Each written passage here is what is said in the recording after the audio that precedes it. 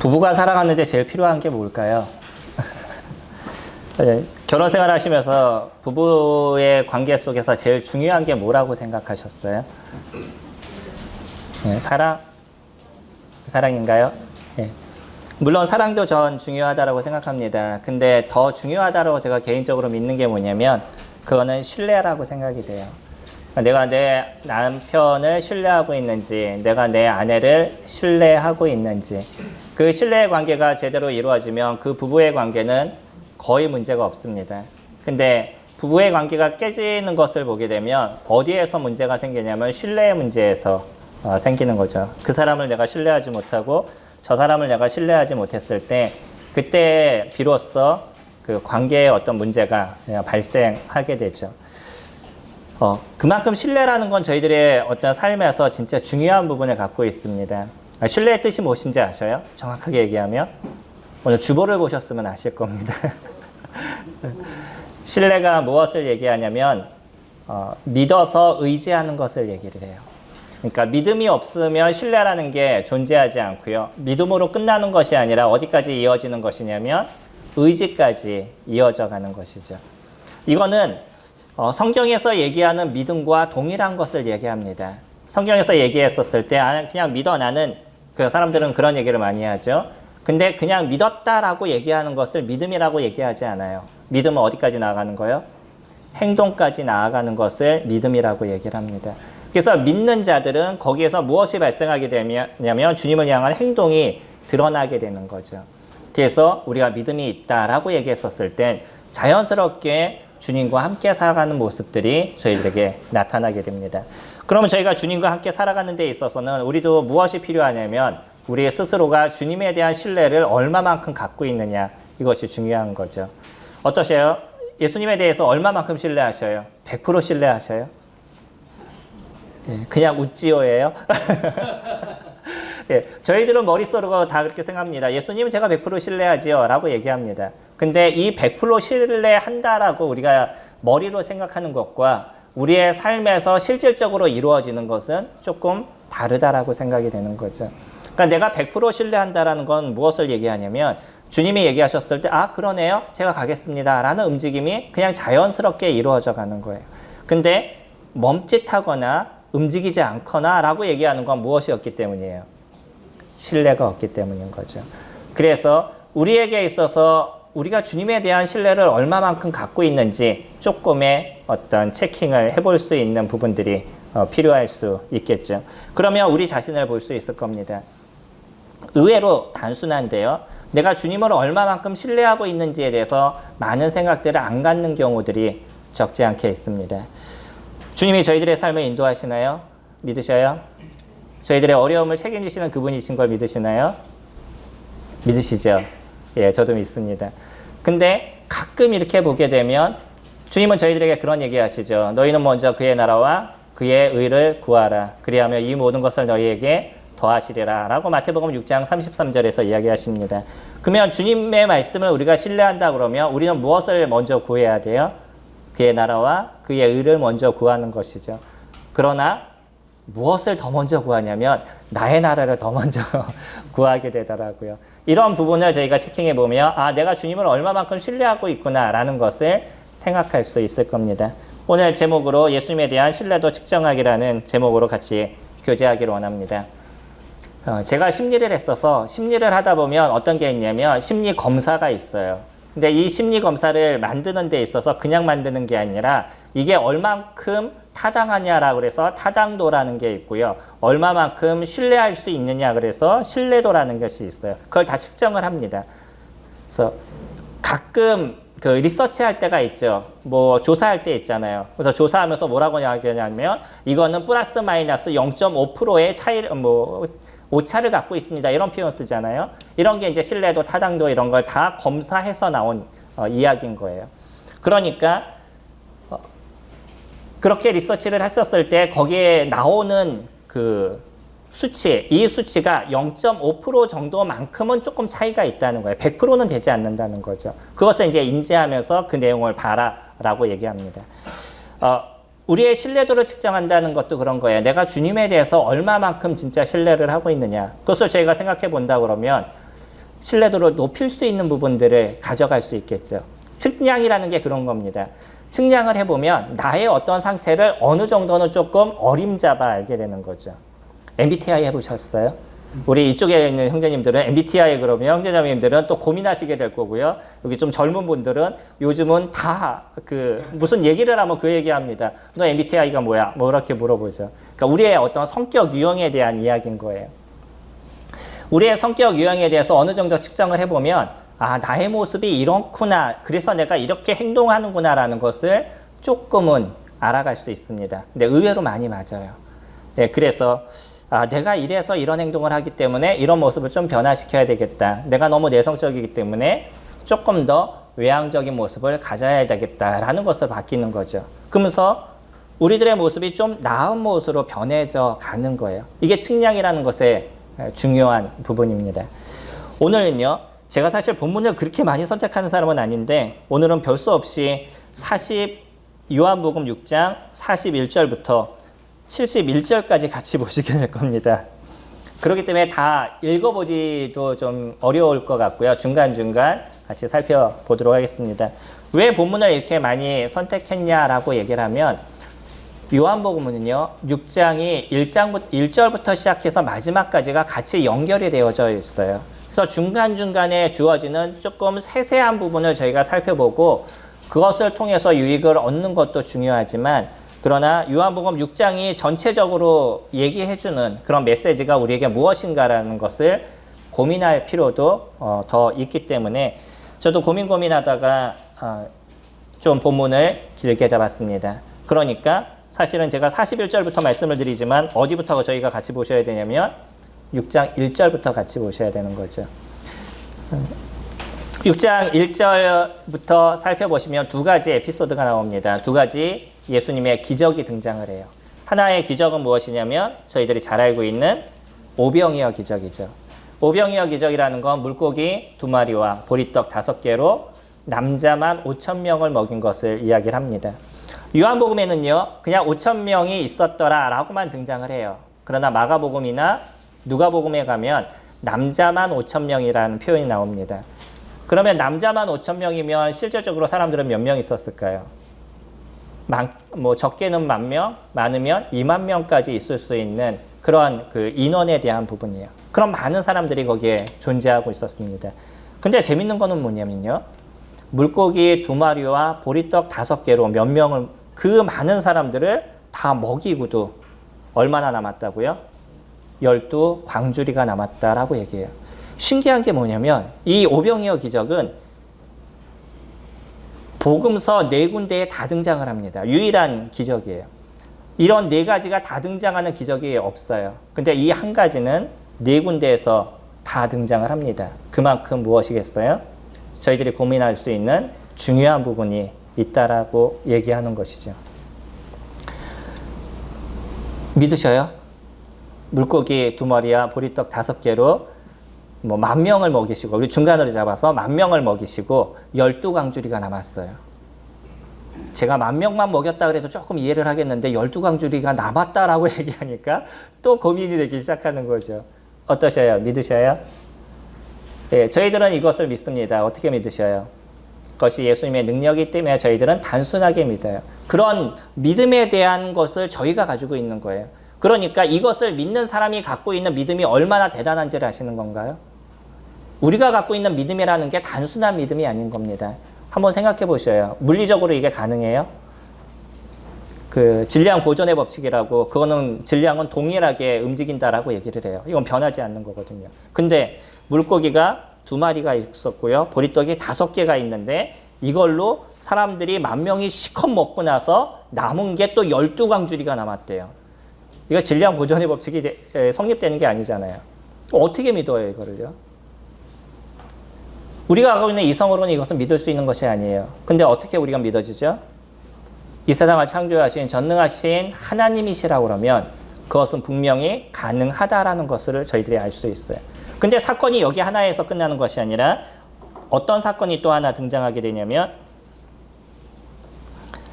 6장 19절 말씀 잠깐 보시면요. 제자들이 노를 저어 12월이쯤 가다가 예수께서 바다 위로 걸어 배에 가까이 오심을 보고 두려워하거늘. 여기선 제자들이 노를 저어서 12월이쯤 갔다라고 얘기합니다. 다른 데서 보면 뭐라고 얘기하냐면 그들이 바다 가운데 있을 때라는 표현을 써요. 어느 정도 배를 저어서 갔는지에 대해서 유추해 볼 수 있겠죠. 많은 그 바다의 중간까지 갈 정도로 많이 들어갔었어요. 근데 갑자기 그때 누구를 본 거예요? 어떤 한 사람이 물 위를 이렇게 걸어오고 있는 걸 보는 거예요. 그러니 얼마나 놀리겠어요. 한번 생각해 보세요. 깜깜한 밤이에요. 바다에. 그 깜깜한 밤에 그 가뜩이나 무서워서 그럴 수 있는 그 상황에 사람이 저기서부터 이렇게 걸어오기 시작해요. 어떤 공포인지 아시겠어요? 그 모두가 공포에 이렇게 휩쓸려 있는 그런 상황입니다. 그때 주님께서 얘기하시죠. 20절에 이르시되 내니 두려워하지 말라 하신대 이에 기뻐서 배로 영접하니. 여기는 단순하게 등장합니다. 다른 곳에서는 무엇이 등장하냐면 베드로가 물 위를 걸었던 하나의 사건을 또 이야기를 해주죠. 근데 요한복음은 이것을 아주 단순하게 얘기를 해줘요. 그러면서 요한은요, 이 두 가지 사건을 저희들에게 보여주고 있는 거예요. 하나는 오병이어 사건, 하나는 물 위를 거신 예수님의 사건이라는 이 두 가지 에피소드를 이야기를 하면서 그 다음에 이어지고 있는 많은 이야기들을 저희들에게 보여주고 있습니다. 저희 41절 보시면, 오늘의 본문 41절 말씀 보시면, 자기가 하늘에서 내려온 떡이라 하심으로 유대인들이 예수께 대하여 수군거려 이르되 이는 요셉의 아들 예수가 아니냐. 그 부모를 우리가 아는데 자기가 지금 어찌하여 하늘에서 내려왔다 하느냐. 재밌는 건 뭐냐면요, 이들이 예수님께서 보리떡 5개와 물고기 2마리로 그 많은 사람들을 먹이는 걸 봤었을 때 충격을 받았어요. 아니, 어떻게 이것이 가능하지? 라는 생각이 들었습니다.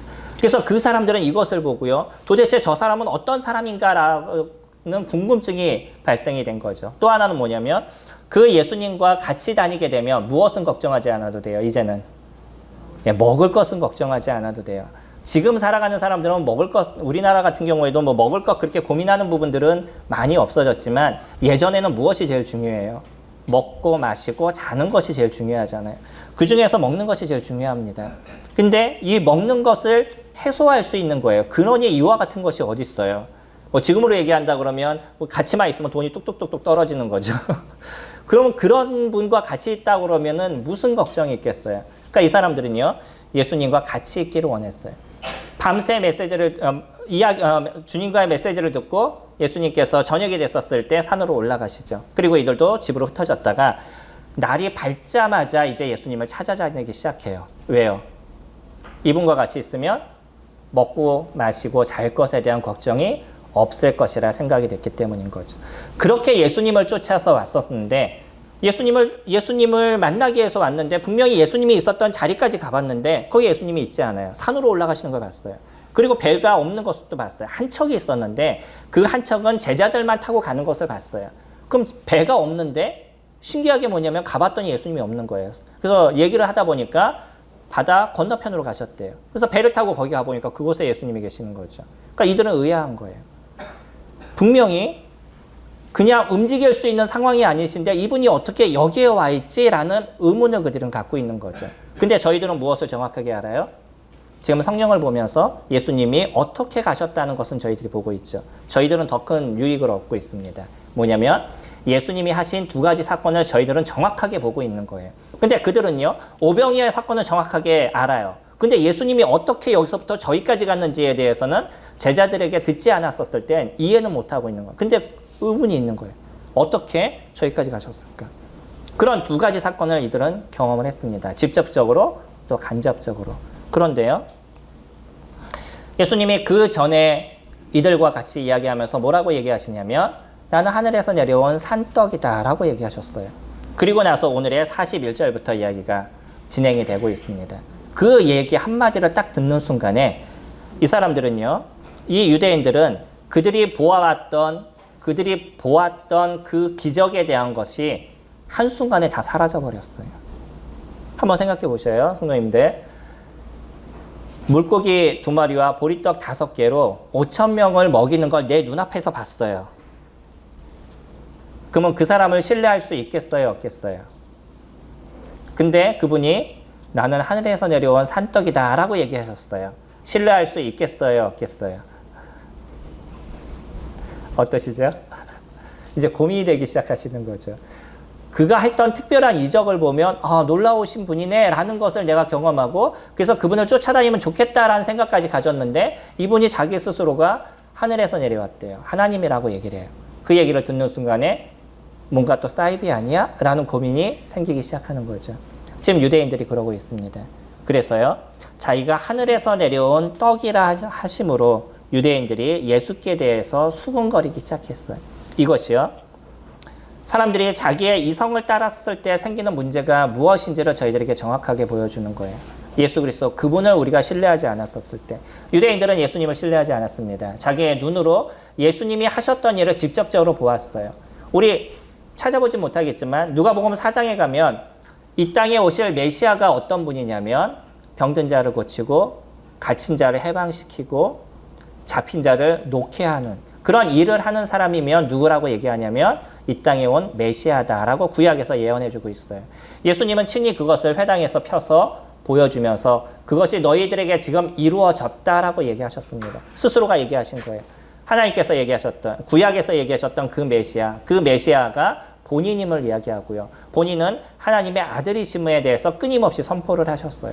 그리고 그거에 대한 증거로 무엇을 보여줬냐면 오병이어 기적을 보여주셨습니다. 또 무리를 걷는 것을 보여주셨어요. 그러면 충분히 그분이 하나님의 아들이시라는 걸 증명할 수 있었겠어요? 없겠었어요? 있지 않았겠어요?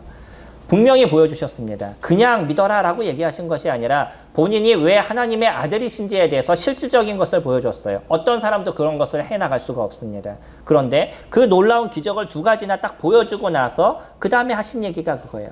근데 사람들은요, 하나님의 말씀보다 무엇을 더 소중하게 여기는 거예요? 하나님께서 얘기하신, 구약에서 말씀하신 그 말씀을 그들이 기억했다 그러면 예수 그리스도 그분이 진짜 이 땅에 오신 산떡이라는 것, 하늘에서 내려온 떡이라는 것에 대해서 그들이 믿을 수 있었다는 거예요. 그러나 그들은 그러지 않았습니다. 그들은 무엇을 더 소중하게 여겼냐면 일반적으로 살아가는 사람들의 이성을 더 소중하게 여겼다는 거예요. 그러니까 예수님을 받아들일 수가 없겠죠. 또 하나요. 주님은 그들이 예수님에 대해서 뭐라고 얘기하냐면 52절에 보시면 그러므로 유대인들이 서로 다투어 이르되 이 사람이 어찌 능히 자기 살을 우리에게 주어 먹게 하겠느냐. 본인이 하늘에서 내려온 산떡이다 얘기할 뿐만 아니라 두 번째도 무엇을 얘기하셔요? 이제 내가 내 살을 너희들에게 주겠다. 내 피를 너희들에게 주겠다라고 얘기하시죠. 53절 보실게요. 예수께서 이르시되 내가 진실로 진실로 너희에게 이르노니 인자의 살을 먹지 아니하고 인자의 피를 마시지 아니하면 너희 속에 생명이 없느니라. 내 살을 먹고 내 피를 마시는 자는 영생을 가졌고 마지막 날에 내가 그를 다시 살리리라. 내 살은 참된 양식이요 내 피는 참된 음료로다 라고 얘기하시죠. 나의 살을 주고 나의 피를 준대요. 믿으실만 하시겠어요? 하늘에서 내려온 산떡이라는 것만 해도 고민을 했는데 자기 살을 나누어서 아니 또 자기 피를 나눠서 우리에게 주겠대요. 믿으시겠어요? 유대인들이요, 그 얘기를 듣고는 도저히 이거는 어떻게 받아들일 수 없는 상황이 되어져 버린 거예요. 만약에 예수님이 하신 얘기가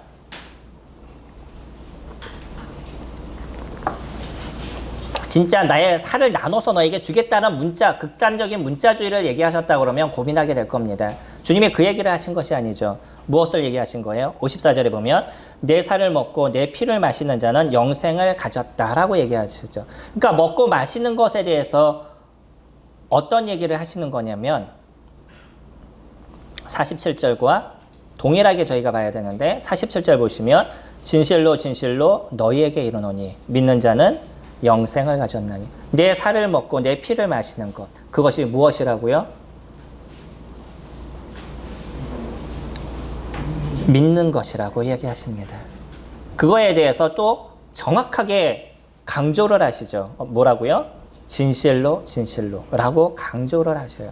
그러니까 예수님께서 나눠주시겠다는 그 피, 예수님께서 나눠주시겠다는 그 몸, 그것은 무엇을 얘기하시는 거냐면 예수님을 믿는 것, 그분이 하늘에서 내려온 산떡이라는 것을, 그것을 믿는 것, 그것을 믿었을 때, 그분을 믿었을 때 영원한 생명을 얻는 그것이라는 걸 그들이 믿는 것, 이것을 얘기하고 있었어요. 유대인들은요, 그냥 들었던 그것만 생각하고 있습니다. 자기네들이 갖고 있는 그 이성만을 생각하고 있어요. 어떻게 살을 줘? 어떻게 피를 줘? 이게 말이나 돼? 라고 그들은 그것만을 생각하고 있는 거죠. 우리가 갖고 있는 이성은요, 인간이 갖고 있는 이성은 한계가 있습니다. 그러지 않으셔요? 저희는 저희가 살아가는 삶의 모습만큼만 저희들이 인지를 할 수 있어요. 인간이 살아왔던 삶의 모습만큼만 저희들이 인지를 하고 있습니다. 그러니까 우리가 아는 것에 대해서 우리는 많은 것을 알고 있다라고 얘기할지라도 내가 아는 것은 한계가 있다는 거예요. 그런데요, 주님은요, 우리가 알고 있는 그 이상을 넘어가시는 분이죠. 근데 우리가 알고 있는 을 갖고 예수님을 판단하려고 노력하고 우리가 아는 그 이성을 갖고 예수님께서 하실 일을 제한을 시킨다 그러면 이건 모든 것이 제한이 되어져 버리는 거예요. 우리는 우리의 이성으로 주님을 믿지 않습니다. 무엇으로 주님을 믿어요? 하나님께서 저희들에게 얘기하신 그 말씀을 따라서 저희들은 예수님을 믿는 거예요. 그러니까 우리가 살아가는 인생에 있어서 그 삶의 모습에 있어서 우리는 내가 생각하는 그 이성에 맞춰서 우리들의 인생을 살아가는 것이 아니라 하나님께서 우리에게 무엇을 얘기하셨냐라는 그 말씀을 따라서 우리는 살아가게 된다는 거예요. 아까 말씀드렸죠. 너희는 먼저 그의 나라와 그의 의를 구하라. 그리하면 이 모든 것을 너희에게 더하신다라고 얘기하셨어요. 먼저 주님의 나라를 구하시나요? 그러면 주님께서 우리의 삶의 모든 것을 책임지신 것을 믿으시나요? 그리고 그 일을 이루어 가시나요? 이것이 저희들이 예수님을 신뢰하는 것이고 내 이성이 아니라 예수님의 말씀을 따라가는 삶을 살아가는 것이에요. 이것이 신뢰입니다. 우리가 예수님을 신뢰한다 그러면 내가 지금 살아가는 데 있어서 지금의 현실은 이것이 맞지 않아요. 옛날에는 그랬는지 모르지만 60년대는 맞는지 모르겠지만 지금 이 21세기 지금의 이 2000년도에는 그거는 말이 되지 않아요 라고 얘기하는 그런 것이 아니라는 것이에요. 하나님의 말씀은 2000년 전이든 3000년 전이든 그때 당시와 지금 동일하게 그것은 이루어져 나가고 있어요. 우리들의 삶에서 그것이 형성되고 있고 우리들의 그 삶에서 그것이 만들어져 나가고 있다는 거예요. 무엇을 이뤄가면? 우리가 그 말씀을 따라가게 되면 그때 주님께서 이루어 주시는 거죠. 주님께 기도하시죠. 주님께 저희들은 많은 기도를 합니다. 근데 기도가 이루어지시나요? 100% 이루어지셨어요? 안 이루어지시죠. 저도 기도를 많이 하는데 잘 안 이루어져요. 그러면 기도가 안 이루어지면 무엇이 떨어져요? 신뢰도가 떨어지는 거죠. 아, 내가 이만큼 기도하면 구하라 그러면 주신다 그랬는데 안 주시네? 그럼 이거 안 맞는 거네? 라는 고민을 하게 되는 겁니다. 근데 분명한 건 뭐냐면요. 주님께서 이뤄가시는 시계는 우리가 생각하는 시계와 조금 다르다는 거예요. 우리가 드려졌던 기도를 주님께서 안 들으시거나 그것을 이루어 주시지 않는 것이 아니라 주님의 필요에 맞춰서 우리에게 가장 최적의 것을 이루어 주시길 원하는 것이 주님의 마음이시라는 거죠. 그렇기 때문에 지금 당장에 이루어지는 게 아니라 할지라도 시간이 지나 보면 그것이 어떻게 이루어졌는지를 저희들이 볼 수가 있습니다. 저도 인생을 그렇게 많이 살진 않았어요. 이제 내년이면은 나이가 바뀌어서 제가 한 살이 어려진다고 그러더라고요. 나이가 많아져야 되는데 우리나라 나이 측정하는 게 변했죠. 그래서 만 나이로 돼서 내년이면 제가 올해 맨날 54세입니다라고 얘기하고 다녔는데 내년이나 돼야지 54세가 되더라고요. 지금 53세가 됐어요. 제가 나이가 줄었어요. 그래서 젊어진 거 보이시죠? 제가 그렇게 많이 살지는 않았어도요. 제가 인생을 살아오면서 느낀 게 뭐냐면 예전에 기도했던 것이 주님께서 어떻게 이루어 주셨는지에 대해서 경험하게 된다는 거예요. 그리고 그때 당시에 이루어지지 않았어도 왜 시간이 주님께서 필요하셨구나라는 것을 이제는 조금 알 수 있어요. 그러니까 무엇을 좀 느끼게 되냐면 제가 지금 기도해서 이루어지지 않는다 할지라도 그것이 주님의 뜻에 맞춰서 이루어 주실 것에 대한 신뢰도가 어느 정도 올라가 있는 거죠. 그러면 기도하는 것이 어려워지지 않아요. 왜 성도님들이 기도하지 않는지 아셔요? 기도가 안 이루어지기 때문인 거죠. 오늘 기도했는데 내일 이루어져 봐요. 안 하시겠어요? 하시겠어요? 조금 더 갈까요? 한 일주일만 지나면 이루어져요. 하시겠어요? 안 하시겠어요? 한 달 정도. 하시겠어요? 안 하시겠어요? 1년 어떠시겠어요? 이제 고민하기 시작하시는 거죠. 예. 저희가 갖고 있는 한계는 그런 거예요. 그러니까 이 시간적인 개념을 내의 어떤 이성을 갖고서 생각을 하다 보니까 하나님에 대한 신뢰도가 우린 자꾸 떨어지는 거죠. 주님의 말씀은 반드시 이루어진다라고 얘기합니다. 그러니까 우리에게 있어서 나의 이성을 따르는 것이 아니라 무엇을 따르는 거예요? 하나님의 말씀을 따르는 것입니다. 우리가 놀라운 부분들이 있죠. 저 60절 말씀 보시면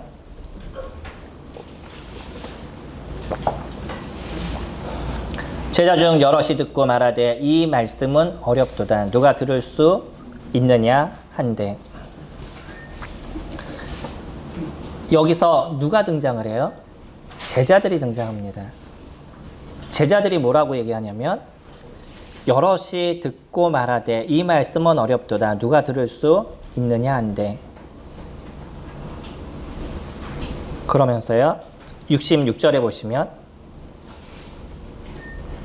그때부터 그 제자 중에 많은 사람이 떠나가고 다시 그와 함께 다니지 아니하더라 라고 얘기해요.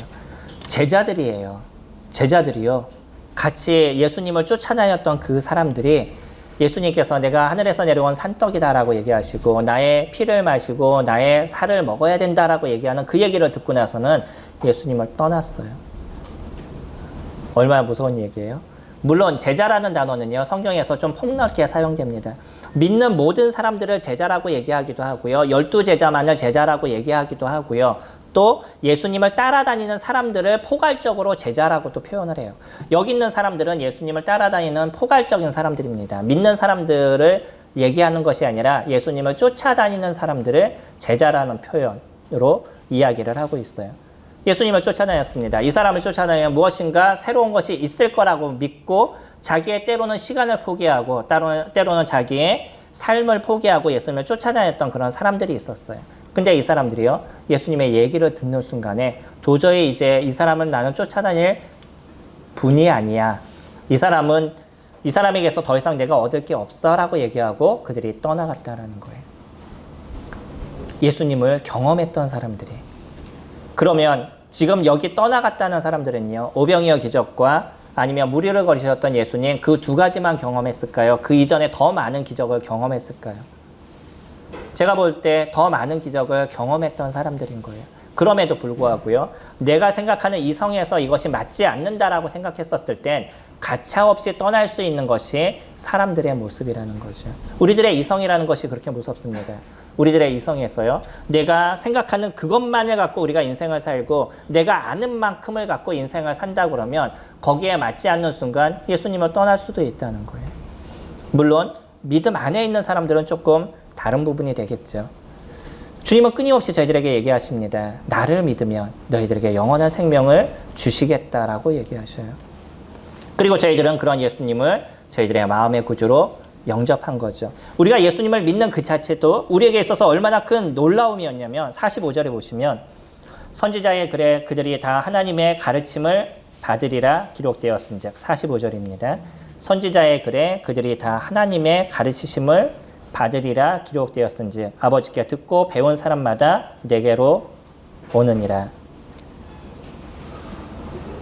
44절 보시면 나를 보내신 아버지께서 이끌지 아니하시면 아무도 내게 올 수 없으니 오는 그를 내가 마지막 날에 다시 살리리라.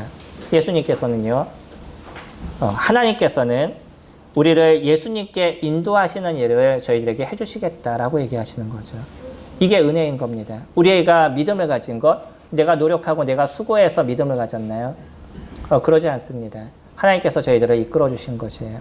그래서 우리에게 선택권을 주셨습니다. 무슨 선택권이요? 예수님을 믿을 수도 배척할 수도 있는 그런 선택권을 저희들에게 주셨어요. 우리는 그런 예수 그리스도를 저희들의 마음의 구주로 영접하고 그 영원한 생명을 소유하는 삶을 살아가고 있는 거죠.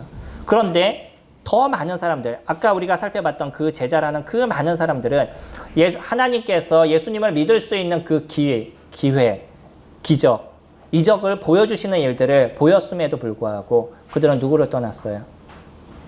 예수님을 떠났습니다. 하나님께서 주신 그 은혜, 하나님께서 보여주신 그 특별한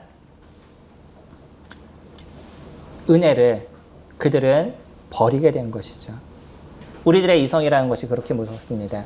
우리가 살아가는 삶에 있어서 우리는 예수님을 버리는 인생은 살아가지 않는다 할지라도 우리가 살아가는 삶 안에서 저희가 보면 우리가 완전히 예수님을 배도하는 그런 모습은 되지 않는다 할지라도 최소 저희가 이성을 따라서 살아가면 어떤 문제가 발생할 수 있냐면 주님 없이 인생을 살아가는 모습들이 이어져 갈 수도 있다는 것이에요. 우리가 내 이성을 그렇게 소중하게 여긴다면, 내가 생각하는 것이 맞다라고 생각하고 내가 생각하는 그것을 쫓아가겠다고 내가 생각한다 그러면 주님의 말씀과 상관없는 그런 인생을 저희들은 살아갈 수도 있다는 것이죠. 그것에서 오는 고통과 아픔의 문제는 우리가 시간이 지나면 그것이 무엇인지를 느끼게 될 것입니다. 베드로는요, 그렇게 표현합니다. 67절 말씀 보시면, 저희가 세세하게 같이 살펴보면 너무나 좋겠는데 저에게 주어진 시간이 거의 끝나고 있어서 67절 말씀 보시면, 예수께서 12제자에게 이르시되 너희도 가려느냐? 시몬 베드로가 대답하되 주여, 영생의 말씀이 주께 있사오니 우리가 누구에게로 가오리까? 우리가 주는 하나님의 거룩하신 자이신 줄 믿고 알았삼나이다 라고 얘기를 하죠. 그 많은 사람들 중에 사실은 남은 사람들을 보면 기껏해야 12명밖에 남지 않은 것 같은 모습을 저희들은 보고 있어요. 조금 더 많은 사람이 남았을 겁니다. 근데 중심적으로 남은 사람이 그 10,000명이나 더 많으면 20,000명이나 되는 그 많은 사람들 중에 남아있는 사람이 12명 플러스가 되고 있다는, 플러스 몇 정도 되어져 가고 있다는 거예요. 얼마나 서글픈 일인 거죠. 세상에 많은 사람들이 있습니다. 하나님의 기적을 보시고 이적을 봤던 사람들. 우리는 그 기적과 이적을 어디서 살펴보냐면 하나님의 말씀에서 저희들이 살펴보고 있어요. 그때 그 사람들은 눈을 들어서 볼 수 있었다 그러면 지금 저희들은 그때의 사건을 기록된 하나님의 진리된 성경의 말씀을 통해서 그것을 살펴보고 있는 거죠. 그 놀라움의 일들을 저희가 살펴보고 있음에도 불구하고 정작 예수 그리스도를 영접하고 하나님의 은혜 안에 살고 있는 사람들은 소수에 불과한 거죠. 그래서 주님도 그런 얘기 하셨잖아요. 산상수훈 때 좁은 문으로 들어가라 라고 얘기하시죠. 좁은 문은 좁고 협착하여 들어가는 사람들이, 찾는 사람들이 적으나 라고 얘기하죠. 주님을 믿는 것은요, 여전히 우리는 이 땅을 살아가는 가운데 여전히 영적인 싸움을 싸워가고 있는 것이에요. 이 땅을 지배하고 있는 이 공중의 권세 잡은 자인 사단과의 싸움을 우리는 싸워가고 있습니다. 그렇기 때문에 이 영적인 싸움은 때로는 협착하고 때로는 고통스러운 일들도 존재하고 있다는 거죠. 예수님의 제자들에게 그렇게 표현하셨습니다. 우리 요한복음 16장 말씀으로 같이 살펴보면 16장 33절에 이따가 예수님이 주님의 나라로 가시기 얼마 안 남은 일주일의 그 짧은 시간 속에서 주님께서 얘기하신 것이죠. 16장 33절에 이것을 너희에게 이르는 것은 너희로 내 안에서 평안을 누리게 하려 함이라. 세상에서 너희가 환난을 당하나 담대하라. 내가 세상을 이기었노라 라고 얘기하시죠. 분명히 주님 안에 있는 거는 세상에서 이루어지는 사단의 영적인 싸움 가운데 나타나는 환난의 모습들이 존재할 수 있습니다. 그러나 이 세상을 누가 이기셨다고요? 예수 그리스도, 그분이 이기셨다라고 얘기하십니다. 그래서 우리에게 무엇을 주신다고요? 평안을 주시겠다라고 얘기하시는 거예요. 이것이 주님이 저희들에게 주시는 약속인 것입니다.